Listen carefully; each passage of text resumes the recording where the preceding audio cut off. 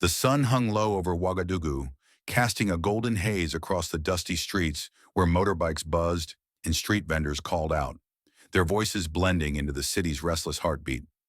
It was April 22nd, 2025, and the world was reeling from the sudden death of Pope Francis, the 88-year-old pontiff whose gentle smile and unwavering commitment to the marginalized had touched billions. In Rome, St. Peter's Square overflowed with mourners, their candles flickering like stars against the dusk. Presidents, prime ministers, and kings issued statements of sorrow, their words polished but predictable, echoing across news channels from New York to Nairobi. Yet in Burkina Faso, a landlocked nation scarred by violence and yearning for renewal, all eyes turned to one man, Captain Ibrahim Traore, the 37-year-old revolutionary who had seized power in a 2022 coup and vowed to reshape his country's destiny. Traoré was an enigma, a soldier-turned-leader whose youthful energy and fierce rhetoric electrified the young and unnerved the old. His face, stern yet boyish, adorned posters across Ouagadougou, often alongside slogans like "Africa for Africans" or "Down with Imperialism." Since taking power, he had expelled French troops, nationalized resources, and faced down jihadist insurgents with a resolve that made him a hero to some and a reckless firebrand to others. His speeches, delivered in crisp military fatigues, crackled with defiance, rallying thousands to dream of a Burkina Faso free from foreign chains. But today the world wondered, what would this man, whose life seemed defined by rebellion, say about a pope who preached peace, humility, and love for the poor? In a small, sunlit church on the outskirts of the capital, Father Joseph, a wiry priest with graying hair, knelt before a wooden altar. The church was modest, its walls cracked but adorned with vibrant paintings of the Virgin Mary and scenes from the Gospels. A radio on a nearby table crackled with news from the Vatican. Pope Francis had suffered a stroke in his private apartment, passing quietly as cardinals prayed at his bedside. Father Joseph clutched his rosary, his lips moving in silent prayer. He had met Francis once, years ago, during a papal visit to Africa. The Pope's warmth, his ability to make a stranger feel seen, had stayed with him. Now as he rose to prepare for a memorial mass, he wondered what Traoré, a Catholic by upbringing, but a warrior by necessity, would make of this loss. Across town in the presidential palace, a squat, colonial-era building surrounded by armed guards, Traoré sat at a worn wooden desk, his eyes fixed on a blank sheet of paper. His aide, Amina Diallo, a sharp-witted woman in her late 20s, stood nearby, scrolling through her phone. "The world is waiting, Captain," she said, her voice steady but urgent. "X is flooded with posts about the Pope. People want to know what you'll say." Traoré leaned back, his fingers drumming the desk. "They expect me to say what everyone else says," he murmured. "Rest in peace. A great man. But that's not enough. Not for him. Not for us." Amina frowned, glancing at the television in the corner. It showed crowds in Rome, their faces streaked with tears, and analysts dissecting Francis's legacy. His calls for climate action, his embrace of refugees, his critiques of unchecked capitalism. "You don't have to say much," she advised. "Just honor him. He was loved here too. Half the country is Catholic." Traoré's eyes narrowed, a spark of defiance in them. "Loved, yes. But understood? I'm not so sure." He stood pacing the room, his boots clicking against the tiled floor. Francis wasn't just a priest in a white robe. He saw the world's wounds, our wounds. He spoke of justice. I'll speak of that too. Outside, the city buzzed with anticipation. In the central square, where Traoré often addressed the nation, workers erected a wooden stage, its edges draped in Burkina Faso's red, green, and yellow flag. Market women whispered to each other, their baskets of mangoes and yams balanced on their heads. "Will he go to Rome?" one asked. "No, he'll speak here," another replied. "But what can he say about a pope when he's fighting wars?" A young man in a faded soccer jersey, overhearing them, chimed in, "Traoré's different. He'll say something big. You'll see." The square began to fill, drawn by rumors that the captain would address the nation at dusk. Back at the palace, Traoré scribbled notes, his handwriting sharp and deliberate.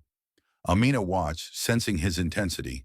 She knew his story, raised in a modest Catholic family, educated at mission schools, shaped by priests who taught him not just scripture, but the value of standing up for the weak. Yet war and politics had hardened him, made him a man of action over reflection. "Captain," she ventured, "don't make this about the fight. Not today. People need hope." Traoré stopped writing, his gaze meeting hers. "Hope isn't soft words, Amina. Hope is truth. Francis knew that. I'll honor him by speaking it." As the sun dipped lower, painting the sky in hues of orange and purple, the square swelled with thousands. Children perched on their parents' shoulders, waving small flags. Students from the university chanted Traoré's name, their voices rising above the hum of anticipation. A giant screen, patched together with wires, flickered to life, ready to broadcast his words across the nation and beyond. In Rome, a Vatican news outlet, Crux, reported, "Burkina Faso's leader, a Catholic known for his revolutionary zeal, is expected to offer condolences for Pope Francis. His words could resonate deeply in Africa's Catholic heartlands."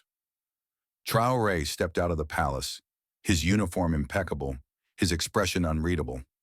Amina followed, clutching a folder of notes she doubted he'd use. The air was thick with heat and expectation. As they approached the square, the crowd's roar hit them like a wave, a tidal force of faith, pride, and curiosity. Traoré paused, taking it in.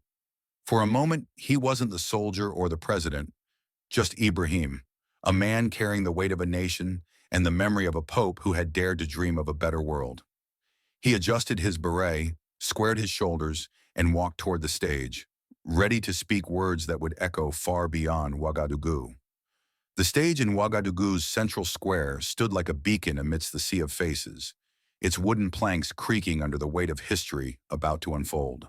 The crowd, a vibrant tapestry of farmers, students, soldiers, and elders, pressed closer, their murmurs blending with the distant hum of cicadas.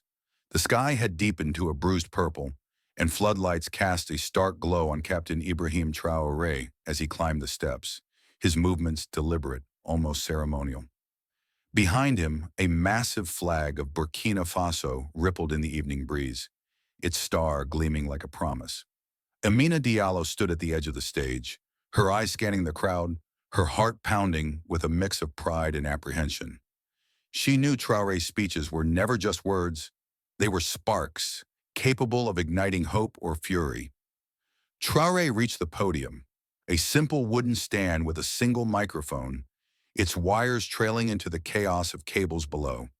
He adjusted the mic, the faint screech of feedback cutting through the air, silencing the crowd. Thousands of eyes locked onto him, their anticipation palpable. Some held rosaries, others clutched photos of Pope Francis torn from newspapers, his gentle smile a stark contrast to the intensity of the man before them. In homes across Burkina Faso, families gathered around radios and flickering TVs, while in cities like Nairobi and Accra, African newsrooms streamed the event live. On X, posts surged, "What will Traoré say about the Pope? Pope Francis and Burkina's rebel leader honors a man of peace? This I gotta see." For a moment, Traoré stood still, his gaze sweeping the crowd. He saw a young girl in a faded blue dress, her eyes wide with awe. An old man, his face carved with wrinkles, nodded as if urging him to speak. A soldier, rifle slung across his chest, stood rigid, loyalty etched in his posture. Traoré's lips twitched, not quite a smile but a flicker of connection. He leaned into the microphone, his voice low but steady, carrying the weight of a man who had faced death and chosen to fight for life. "Brothers and sisters of Burkina Faso," he began, his words rolling across the square like a gathering storm. "Tonight, we join the world in mourning a man who walked among us not as a king, but as a servant. Pope Francis, a son of Argentina, a shepherd of the church, is no longer with us. But his voice, his heart, remains." The crowd stirred, some clapping softly, others murmuring prayers. Traoré raised a hand, silencing them. You expect me to offer condolences, to say what leaders say when a great man dies. But I am not here to repeat empty words. I am here to tell you who Francis was to us, to Africa, to our struggle, to our dreams. A ripple of surprise passed through the crowd. Amina, clutching her folder, felt her breath catch. She had seen Traoré's notes, brief, cryptic phrases about justice and faith. But this was something else. He was veering off script, diving into uncharted waters. In the front row, a group of Catholic nuns in white habits exchanged glances, their hands tightening around their rosaries. A young man with a smartphone, live streaming to X, whispered to his friend, "Hayes about to say something big. I can feel it." Traoré's voice grew stronger, each word deliberate, like a hammer striking stone. Pope Francis was not a man of palaces. He lived simply, ate simply, loved simply, loved simply. He walked with the poor, with refugees, with those the world forgot. In Rome, he washed the feet of prisoners. In Africa, he kissed the soil of our continent, calling it sacred. He saw what we see, a world where the powerful grow fat while the weak starve, where our gold and our blood flow to foreign lands. The crowd roared, fists pumping the air. Traoré paused, letting their energy wash over him, his eyes blazing with conviction. But Francis did more than see, he continued, his voice dropping to a near whisper, forcing the crowd to lean in. He spoke. He challenged the greedy, the warmongers, the thieves in suits who plunder our homes. He called for a world where every child has bread, every mother has hope, every nation has dignity, and here, in Burkina Faso, we heard him. I heard him. The square fell silent, the weight of his words settling like dust after a storm. Amina's eyes widened. This wasn't just a tribute, it was personal, a bridge between Traoré's revolution and the Pope's gospel of justice. Traoré reached into his pocket, pulling out a small, worn booklet. He held it up, its cover faded but unmistakable, a collection of Pope Francis writings, dog-eared and marked with pencil. The crowd gasped, a collective intake of breath. This, Traoré said, was given to me by a priest when I was a boy. It stayed with me through war, through doubt, through nights when I wondered if our fight was worth it. Francis' words reminded me, to serve is to fight, to love is to resist. He opened the booklet, his fingers tracing an underlined passage. He wrote, "Let us not be afraid to touch the wounds of our people. Those words are why we stand here, why we dream of a Burkina Faso that belongs to us." The crowd erupted, their cheers shaking the square. Amina felt tears prick her eyes, not from sadness, but from the raw power of the moment. She glanced at the giant screen, where Traoré's face loomed, his expression a mix of resolve, vulnerability. In Rome, a Crux reporter scribbled furiously, "Traoré's speech is no mere condolence. It's a manifesto, weaving Catholic social teaching into his revolutionary vision." On X, posts multiplied. Traoré just quoted Pope Francis like a preacher. Burkina risings, and is this guy a soldier or a saint? But Traoré wasn't done. He closed the booklet, his voice rising again. "Tonight I tell you, Pope Francis was not just the church father, but Africa's brother. His fight was our fight. His hope was our fight. His hope was our hope. And as we mourn him, we honor him. We honor him not with tears, but with action. We will build schools, not bombs. We will grow our own food, not beg for crumbs. We will rise, not as victims, but as children of a sacred land." The crowd chanted his name, their voices a thunderous wave, carrying his words into the night.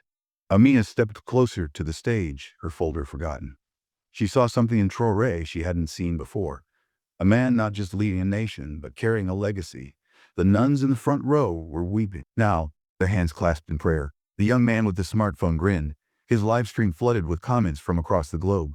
As Traoré paused, catching his breath, the crowd waited, sensing he had more to say, something that had more to say, something that would sear this moment into history. The stage was his, the world was listening, and the spirit of Pope Francis seemed to linger in the air, urging him to speak on.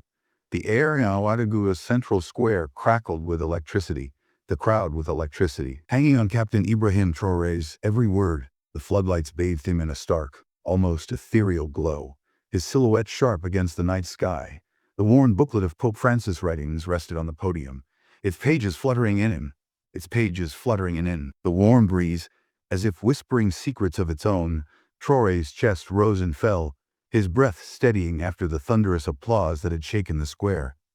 He leaned forward, his hands gripping the podium's edges, his eyes scanning the sea of faces, farmers with calloused hands, students with notebooks clutched to their chests, mothers cradling infants, all united by a shared hunger for something greater than themselves. The world beyond Burkina Faso watched, too, through grainy live streams and hurried news reports, as this young leader wove a tribute to a pope into a rallying cry for a continent. Traoré's voice, when he spoke again, was softer, almost confessional, yet it carried the same unyielding strength. "When I was a boy," he said, "my mother took me to Mass every Sunday. The church was small, its roof leaked, but the priest's voice filled it with fire. He taught me about a man named Jesus, who stood with the weak, who challenged empires, who died for truth." Years later, I saw that same fire in Pope Francis, the crowd murmured, some nodding, others clasping their hands as if in prayer. Amina Diallo, standing just off stage, felt a chill despite the heat. She had known Traoré's faith. Ran deep, forged in the crucible of his childhood. But to hear him speak of it so openly, in front of thousands, was a revelation. He continued, his words painting a vivid picture. "I was 10 when I first heard of a pope who lived like us, who knew hunger, who walked the slums of Buenos Aires. My mother kept a photo of him, Jorge Bergoglio then, torn from a magazine, pinned above our kitchen table. She said, 'Ibrahim, this man sees us.' And she was right. When he became pope, he didn't hide in gold. He lived in a small room, carried his own bag, drove a simple car. He was one of us, even from across the sea." The crowd's murmurs grew louder, a wave of recognition. Many remembered Francis' visits to Africa, hissing the ground in South Sudan, embracing Ebola survivors in Sierra Leone, praying with Muslims and Christians in the Central African Republic. Traoré's voice rose, his tone shifting from reminiscence to resolve. But Francis did not just see us. He fought for us. He spoke of a world where Africa is not a pawn, not a mine for others to plunder, but a home for its people. He called the exploitation of our land a sin, our poverty a scandal. He stood before kings and presidents and told them, "You cannot worship God and money." Those words burned in me as they burned in you. The square erupted again, fists raised, voices shouting, "Vive Traoré!" and "Vive l'Afrique!" A young woman in a bright headscarf, tears streaming down her face, held up a handmade sign, "Francis and Traoré, brothers in justice." Amina glanced at her phone, where notifications flooded in. X was ablaze with reactions, Traoré's turning a eulogy into a revolution. Pope Francis, "Never thought I'd see a soldier quote a pope like this. Respect." A Reuters correspondent in the crowd typed furiously, "Traoré's speech is a masterstroke, blending Catholic devotion with Pan-African pride." But Amina knew the risk. Not everyone would embrace this. Some in the Vatican might bristle at a military leader claiming Francis' mantle. Others in Burkina Faso, hardened by war and skepticism, might see it as posturing. She whispered to a nearby aide, "He's walking a tightrope, but they're with him. For now." Traoré, undeterred, pressed on, his voice cutting through the cheers. "Tonight, I tell you a story I've never shared. 2 years ago, after we took back our country, I received a letter. It came quietly, no fanfare, sealed with the Vatican's mark." He paused, letting the words sink in. The crowd fell silent, every ear straining. It was from Pope Francis himself. He wrote not to a president, not to a soldier, but to me, Ibrahim, a son of Burkina Faso, he said. "Your fight is just, but justice without mercy is a fire that consumes all. Lead with love, and Africa will rise."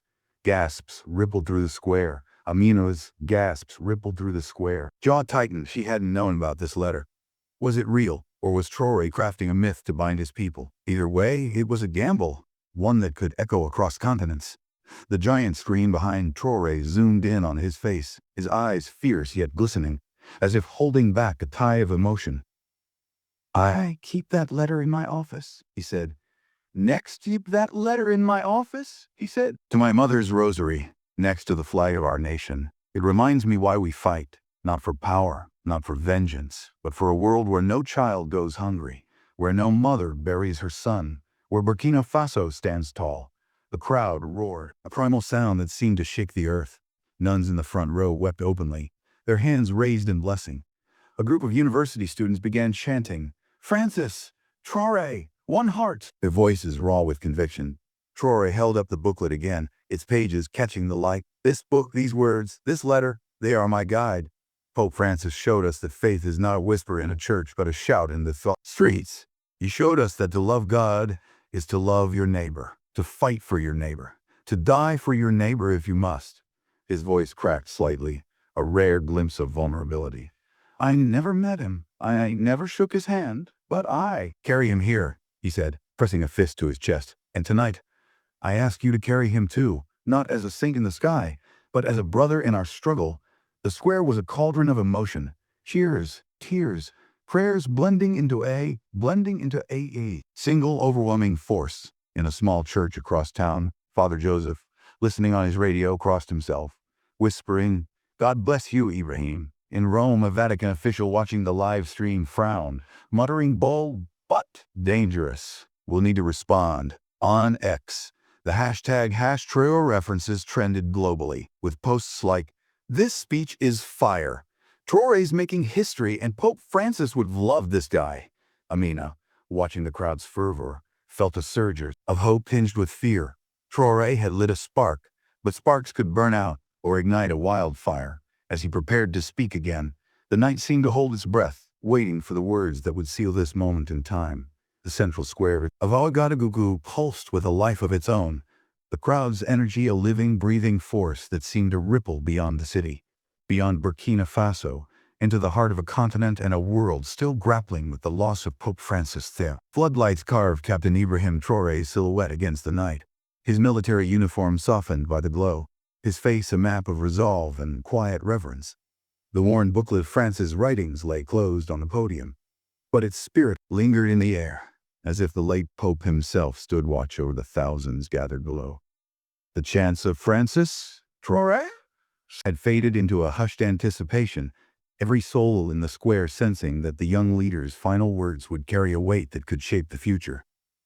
Traoré leaned into the microphone, his voice steady but infused with a warmth that felt like a hand extended to every listener. "Tonight, we have mourned a man who showed us what it means to live for others," he said, his words rolling across the crowd like a gentle tide. "But mourning is not enough. Pope Francis did not ask us to weep. He asked us to act. He asked us to build a world where justice is not a dream, but a reality, where love is not a word, but a weapon against despair." The crowd stirred, nodding, some whispering "Amen," as if in church, others gripping "Amen," as if in church, others gripping their neighbors' hands, united by a shared vision. He stepped back from the podium, his eyes lifting to the stars above, as if seeking the Pope's guidance one last time. "I stand before you not as a president, not as a soldier, but as a son of Folger, but as a son of this soil," he said, his voice dropping to a near whisper, forcing the crowd to lean in. "I am Ibrahim, raised by a mother who prayed, taught by priests who believed, shaped by a land that refuses to break. And tonight, I make you a promise. We will honor Francis, not with statues or songs, but with our hands, our hearts, our courage." The square erupted, a roar that seemed to shake the very ground, a collective vow to carry forward the legacy of two men who, in their own ways, had dared to challenge the world's injustices. Traoré raised a hand, silencing the cheers, his expression solemn. "Tomorrow we begin," he said. "We will open new schools, so our children learn not just to read, but to dream. We will plant fields, so our people eat not scraps, but the fruit of their own labor. We will forge a Burkina Faso that stands tall, not as a beggar at the world's table, but as a brother to all nations." The crowd's applause swelled again, but this time it was different, less frenzied, more resolute, as if each clap was a pledge. Amina Diallo, watching from the sidelines, felt her chest tighten with pride. She glanced at her phone, where X was flooded with posts. "Traoré's not just talking. He has ears. You're building a movement. Francis lives. And this is what leadership looks like. Africa's rising." But Traoré's gaze softened, and he spoke again, his voice carrying a tenderness that caught even Amina off guard. "And we will do this not with anger, but with love. Francis taught me that. His letter, his words, his life. They showed me that the strongest weapon is a heart that refuses to hate. So tonight, I ask you to love your neighbor, to forgive your enemy, to carry hope even when the world feels heavy. He paused, his eyes glistening, and for a moment, the crowd saw not the revolutionary, but the boy who had once knelt in a leaky church, dreaming of a better world. That is how we keep Francis alive. That is how we keep Francis alive. We make Burkina Faso and Africa shine. The square fell silent, a sacred hush that felt like a prayer. Then, slowly, a single voice, a woman's, clear and strong, began to sing. It was a hymn, Amazing Grace, its melody weaving through the crowd like a thread of light. Others joined, their voices rising, some in French, some in Moor, some in English, a chorus that transcended language and creed. Traoré stood still, his head bowed, as if letting the music wash over him. Nuns in the front row, their faces streaked with tears, sang loudest, their hands raised to the sky. Father Joseph, listening from his small church across town, closed his eyes and whispered, "Thank you, Lord, for this moment." The giant. Screen flickered, showing Traoré's face, then panning to the crowd. Children waving flags, elders swaying to the hymn, students embracing, soldiers standing a little taller. In Rome, a Crux reporter wrote, "Traoré's speech is a triumph, a bridge between faith and revolution, grief and hope. The Vatican may debate his words, but Africa has embraced them." In Nairobi, a young activist posted on X, "Traoré spoke for all of us. Pope Francis is smiling tonight." In New York, a CNN analyst noted, "This could redefine Burkina Faso's place in the world," and Traoré's. As the hymn faded, Traoré stepped down from the stage, the crowd parting like a sea. Amina met him, her eyes shining. "You did it, Captain," she said, softly. "You gave them more than words." Traoré nodded, his face weary but peaceful. "It wasn't me," he said. "It wasn't me," he said. "It was him, Francis, and them," he added. Glancing at the crowd, he walked toward a small group of children waiting nearby, kneeling to speak with them, their laughter a quiet counterpoint to the night's intensity. The square began to empty, but the energy lingered, carried in the hearts of those who had heard Traoré's call. Across Burkina Faso, families discussed the speech over late dinners, their voices animated with possibility. In villages, radios replayed his words, sparking debates and dreams. On X, the hashtag #Traoré Francis trended for days. Clips of the speech shared millions of times, translated into dozens of languages. In the Vatican, a cardinal quietly requested a copy of the speech, murmuring, "This man understands Francis better than some of us." Days later, Traoré visited Father Joseph's church, kneeling before the same wooden altar where the priest had prayed on the night of Francis' death. He lit a candle, its flame steady in the dim light, and whispered a prayer, not for the Pope but for his people. Outside, the first of the promised schools was breaking ground, its foundation a symbol of the future Traoré had vowed to build. The world watched, some with skepticism, others with hope, as Burkina Faso took its first steps toward a new dawn. And in the quiet of that church, as Traoré rose and stepped into the sunlight, a breeze stirred the pages of a Bible left open on the altar. It fell to a verse Francis had loved, "Let us not grow weary in doing good, for in due season we will reap, if we do not give up." For Ibrahim Traore, for Burkina Faso, for the millions inspired by a pope and a revolutionary, the season of reaping had begun.